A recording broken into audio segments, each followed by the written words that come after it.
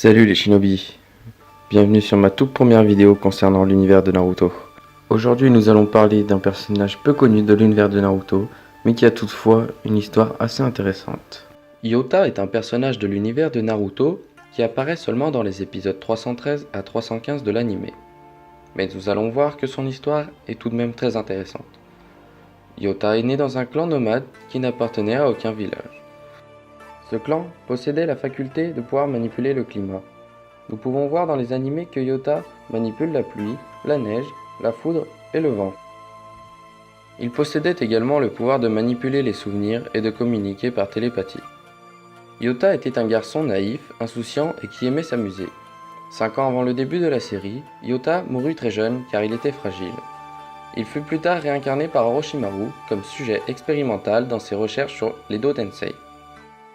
Envoyé à Konoha sur ordre d'Orochimaru, Hyota rencontra Shoji, Shikamaru et Ino. Hyota se présenta aux jeunes enfants de Konoha. Ils décidèrent de ne pas parler de lui aux adultes, car le village était déjà en conflit avec d'autres nations. En échange, ils offrirent un refuge à Hyota dans une cabane construite dans un arbre et lui apportaient de temps en temps de la nourriture. Hyota rencontra plus tard Kiba et Sakura, pour qui il fut pris d'affection. À cette époque, Hyota rencontra Naruto, avec qui il devint ami. Cependant, pendant un jeu de cache-cache, Hyota voulut se cacher avec Naruto. Mais Naruto lui dit maladroitement de se cacher ailleurs. Hyota fut triste et s'enfuit, ce qui révéla sa présence aux forces spéciales de Konoha qui le capturèrent pour l'interroger. Naruto et ses amis mirent en place un plan pour secourir Hyota.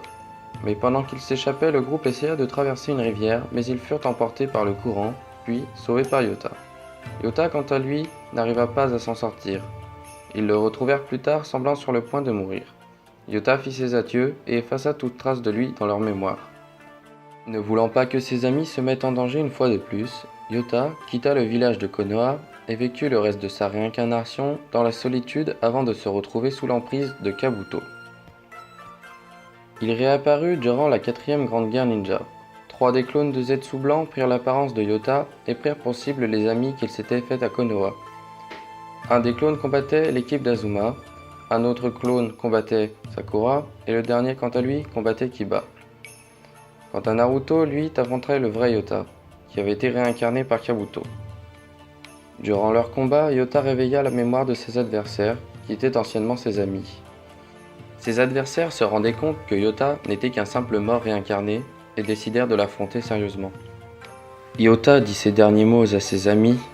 Suite à cela, il utilisa ses propres techniques contre lui et déclara joyeusement qu'il avait trouvé des amis bien qu'étant mort. Et voilà, c'en est terminé de l'histoire de Hyota.